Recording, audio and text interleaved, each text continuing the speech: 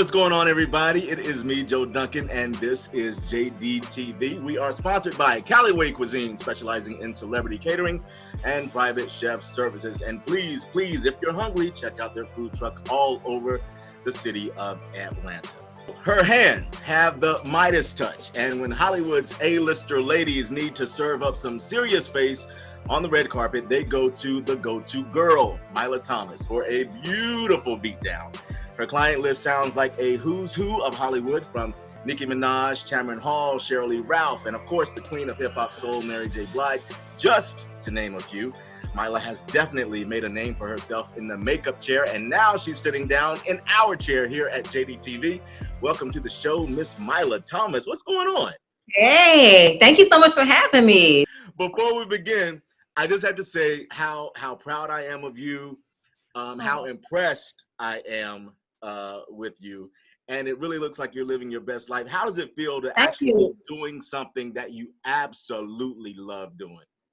And let me just say thank you so much. And likewise, the feeling is so mutual. So, you know, I remember when, so we come a long way. So I really appreciate all the compliments. I thank God every morning when I wake up for blessing me with my prayers, you know, because I prayed for this for a long time. Now, before we go any further, I have to let everybody know that we actually know one another. We went to college together back in the day at Winston-Salem State University. And let me tell you, I can remember the first time I saw you walking on campus, and I said to myself, I want to take her out. You had that pretty long, big hair, always red lipstick. I think I remember right. Yeah, I had red lipstick. Yeah, so back then, you had me back then. I would have given you the world. But I will tell you, you dodged a bullet. Look, I appreciate your honesty. You are crazy. Thank you, though. So now you're this huge makeup artist. Were you one of those little girls who played with makeup and just couldn't wait on the day when mom said, okay, I'll let you wear some?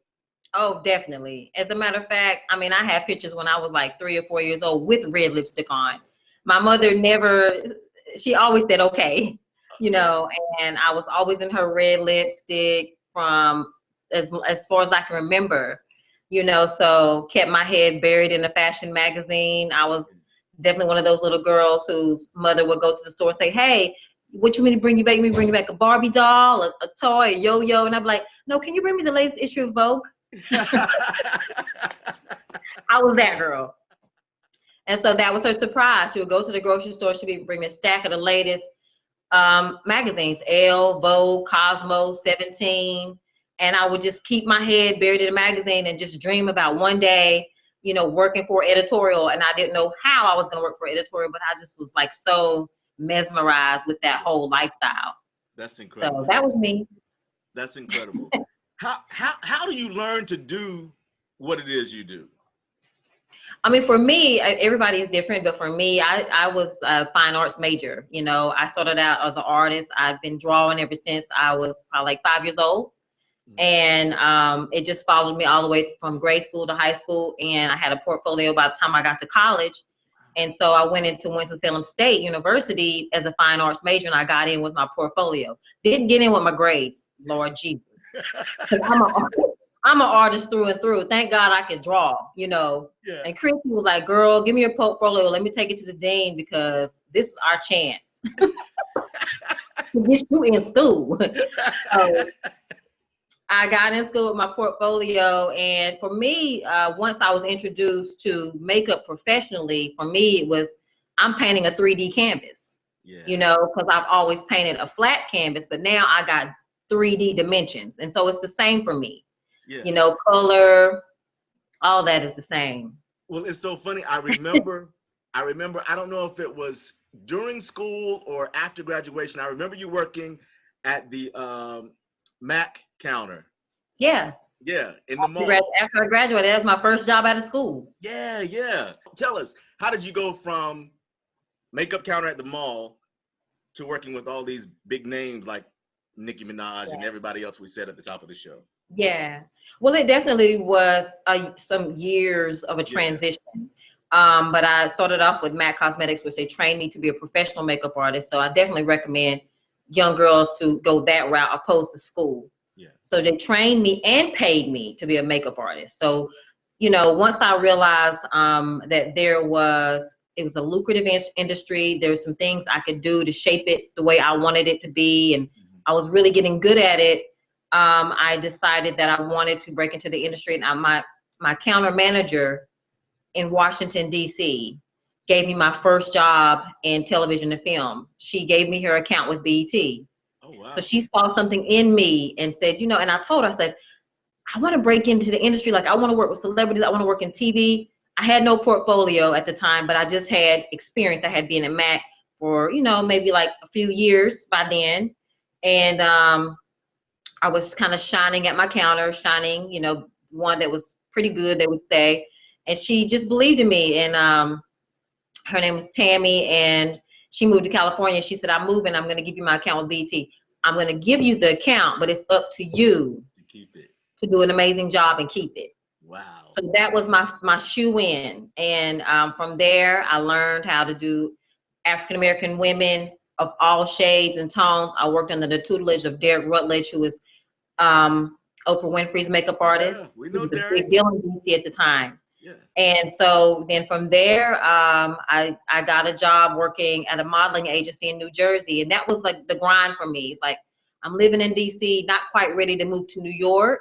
So I'm working in New Jersey, about 5 minutes from New York. And I'm waking up every morning at 4 a.m. and I drive to New York. And I get there by 9. And I work every weekend. And I sleep on my friend's couch until I could build my relationships and transition into working in television and film in New York. But it was there at that agency that I worked with my colleagues who are now had their own agencies, you know, our key artists at Wendy Williams. Like, we all were starting out ground level. And that's why I tell people always, you know, build your relationships out, not up always. It's the people around you who are going to be able to help you. You know what I mean? So those people helped me, you know, and from that job, I got Love and Hip Hop New York. And then from there, it was just like, you know, because it's like at that point, I said, you know, if I'm going to do this, I'm now on a national television show working with some of the top makeup artists in New York City. And I'm the girl that nobody knows. Right. So I had to get in there and really work hard and really, you know, decide, I'm going to do this. I'm going to do this to be the best I can be and do it to win. Well, you've certainly been putting the pedal to the metal. You got some smoke with you. You got some. Thank you. Hey, listen, thank you so much. But 20 years though, it didn't happen overnight. For me, it didn't happen overnight. Success never does. People think it does sometimes, but it really never does. Well, working with all of these big names, I imagine that the relationship that you have to have with yourself and the celebrity, that's got to be kind of an intimate one, because you're so up close and personal. You're in their face, you know. Oh yeah. So how important is it for that relationship? How important is the relationship to helping you please the client? If that makes sense. It's equally important, absolutely, because it's all about energy. So it's definitely equally as important. My clients always say, you know, it doesn't matter how great of an artist you are, if your energy is off, if I can't get along with you, if you're not pleasant to be around, if you're not professional, then they can't work with you. You know what I mean? So it's all about a relationship and an energy, like a vibe, you know? Yeah. So right. The vibes got to be right. You have to understand how to read them, how to read their personality, you know, how to read their mood for that day. Because it definitely changes. There's a lot of hustle and bustle going on around them too. And I know that sometimes you're probably privy to some personal things that go on with them. Do you have to learn kind of to fade into the background when that happens? Yeah, for sure. You know, you let them be the guide and you follow their lead. You know, if they feel like pulling you in and bringing you into the conversation, then you come to the conversation. But, you know, if not, then it's not your business. My job, first and foremost, is there to do your makeup. And that's my role, you know, and to do that to the best of my ability, not really to be your best friend, not really to be anything other than that, you know.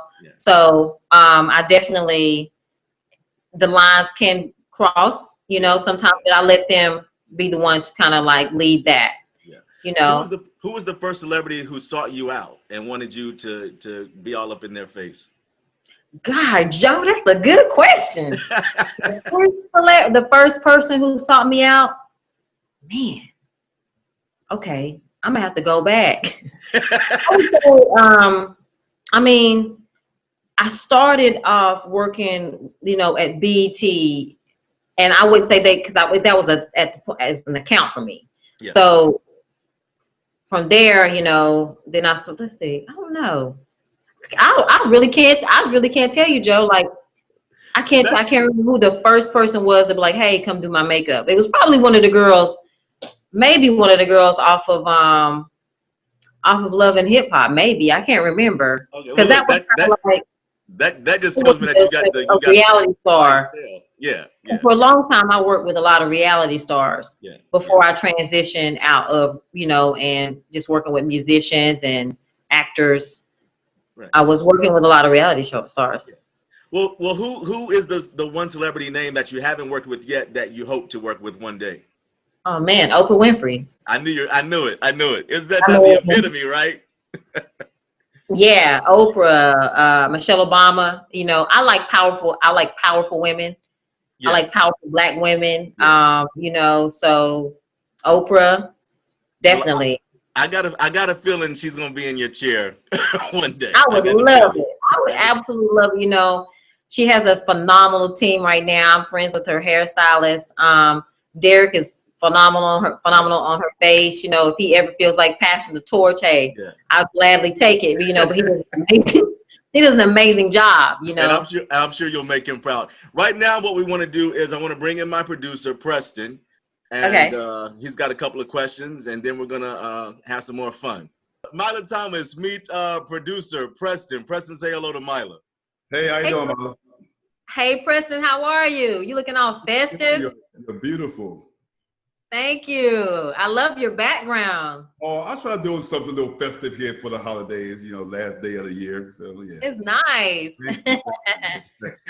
Super nice. So, Preston, we've been talking to Mila about all of her success as this big time celebrity makeup artist. Her dream client, the celebrity client she hopes to get in her chair one day, is Oprah Winfrey. Okay, wow. Yeah, yeah. That's amazing. I actually know her makeup artist, Derek Rutledge. Yeah, same. I just do. Yeah, He's they're You buddies live in too. DC? You live in DC? I'm from DC.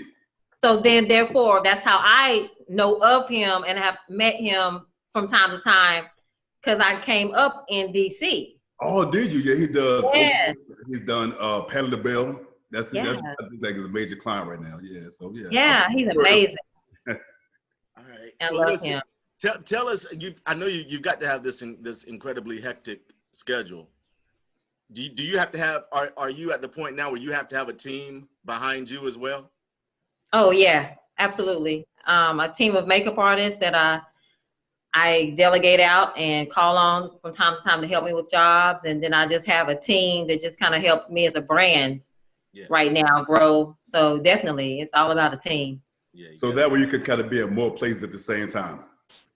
Yeah, absolutely. Let's see if we can give some beauty advice to some of our viewers. What are a lot of women I think can become intimidated by makeup. Yeah. Is there anything they can do to kind of ease their fears when it comes to, kind of just, putting their hands in and kind of playing around with something?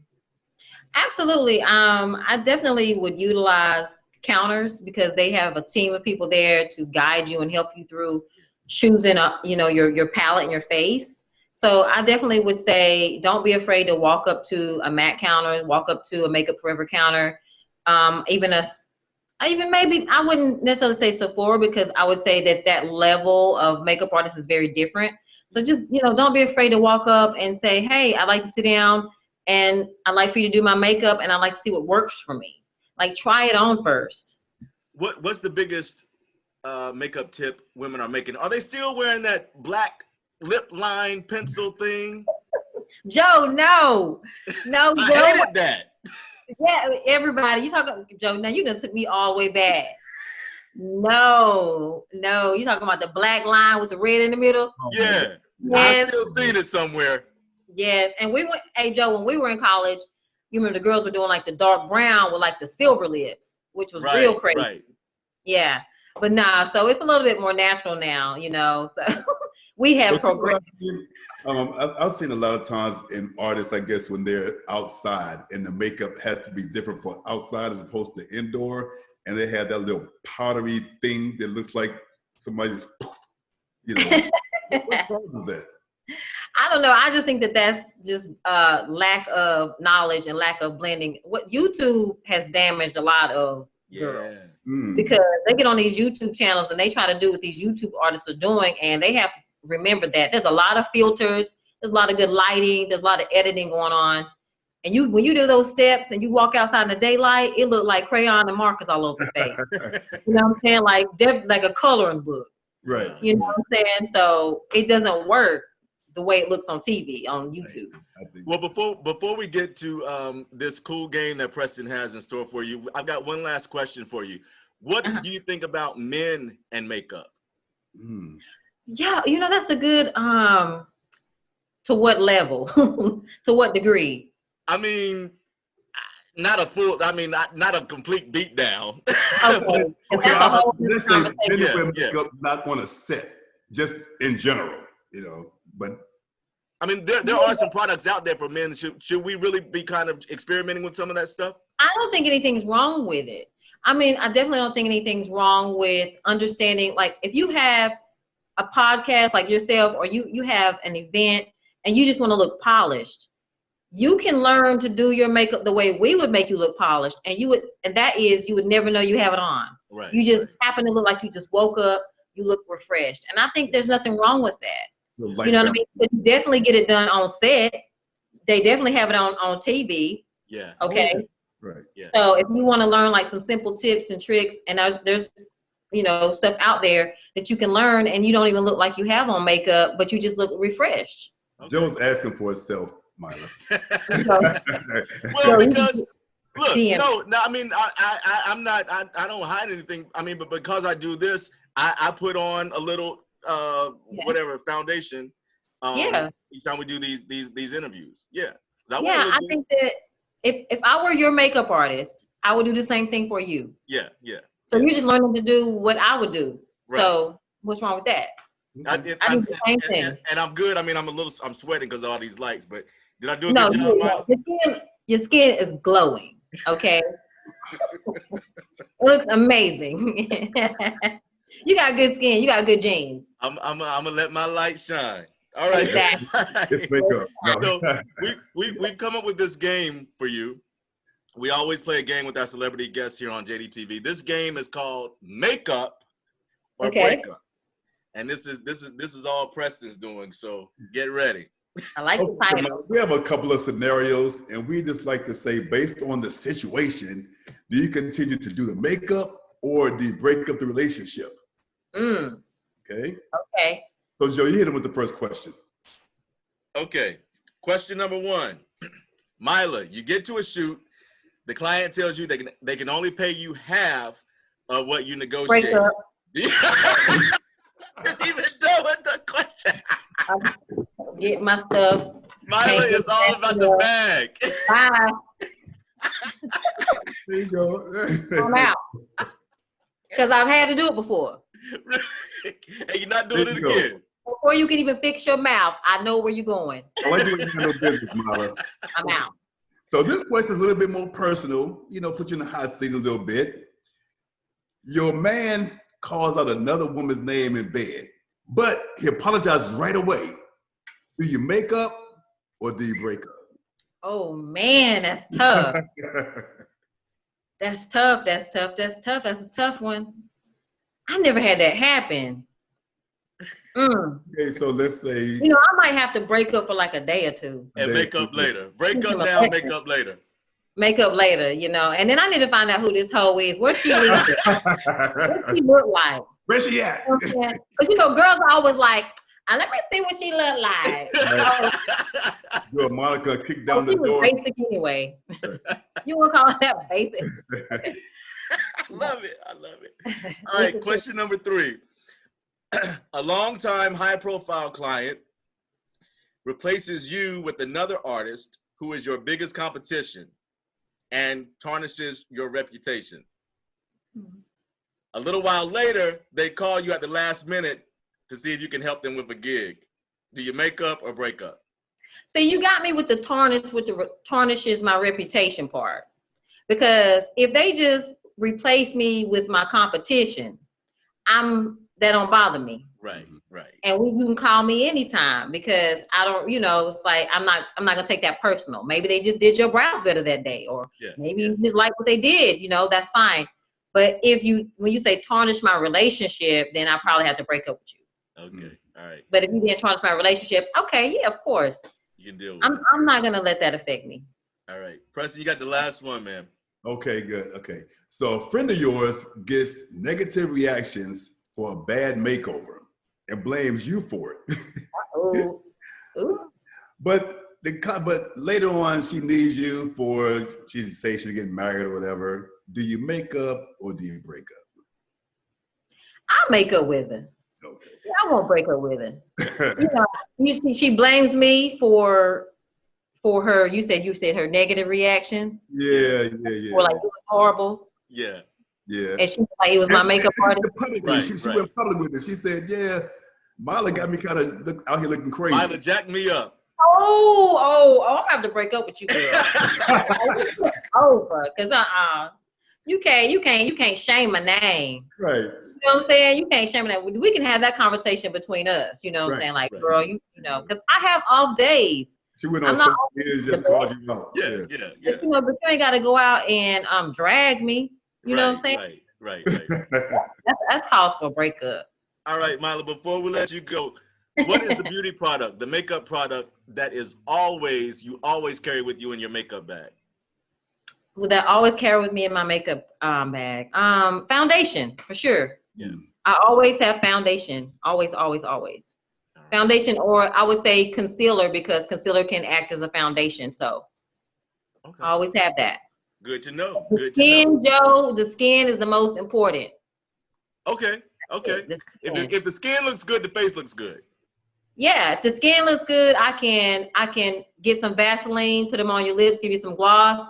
I can make do with other things, but like I can't really perfect your skin with anything other than foundation. Need a good foundation, with anything. Got to have a good foundation.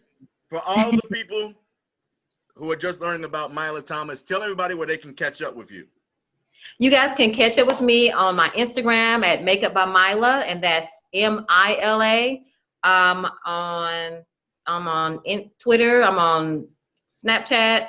I'm everywhere. So, and it's always Makeup by Mila. And her Instagram page is bananas. You guys got to check it out. See all the incredible faces she's working with. You have a new follower. So much. I really appreciate it. Thank you so much, Joe and Preston. It's been so much fun. You are so welcome, and thanks for sitting down and spending a little time with us here at Jdtv. Absolutely. All right. We'll see you soon. Okay. See you soon. All righty. Bye-bye. Happy New Year. Happy New Year. Thank you. Happy New Year.